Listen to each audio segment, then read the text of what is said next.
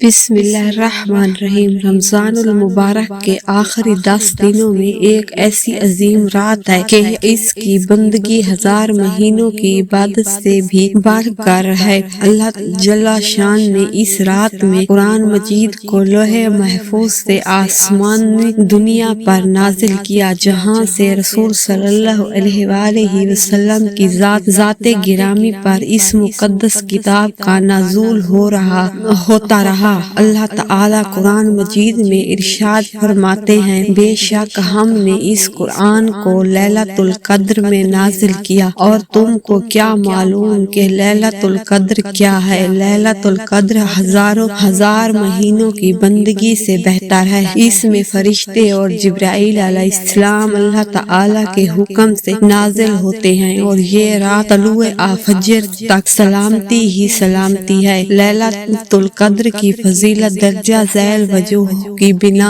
پر ثابت ہوتی ہے۔ اللہ تعالیٰ نے اس کے اندر قرآن مجید کو نازل فرمایا، جو انسانیت کے لیے ہدایت کا سرچشمہ ہے۔ یہ رات 1000 مہینوں کی بندگی سے بھی بڑھ کر فضیلت کی حامل ہے۔ اس میں رحمت کے فرشتے نازل ہوتے ہیں۔ یہ رات سلامتی ہی سلامتی ہے اور لوگوں کو عذاب سے بچانے کا ذریعہ ہے۔ اس رات کی فضیلت میں ایک مکمل سورت نازل کی گئی، جس کا ذکر پہلے گزر چکا ہے۔ نبی کریم صلی اللہ علیہ وآلہ وسلم نے فرمایا، جو آدمی شب قدر کو ایمان احتساب کے ساتھ گزارے تو اس کے سارے گناہ معاف کر دیے جاتے ہیں۔ لیلۃ القدر میں اللہ تعالیٰ بڑے بڑے گناہ گاروں کو معاف فرما کر ان کے لیے اعلیٰ جنتوں کے دروازے کھول دیتے ہیں۔ خوش قسمت ہے وہ انسان جس نے لیلۃ القدر کو توبہ کی اور اپنے مالک کو راضی کر لیا، اور بدبخت ہے وہ انسان جس نے اس رات کو بھی رمضان المبارک کی طرح غفلت میں گزار دیا۔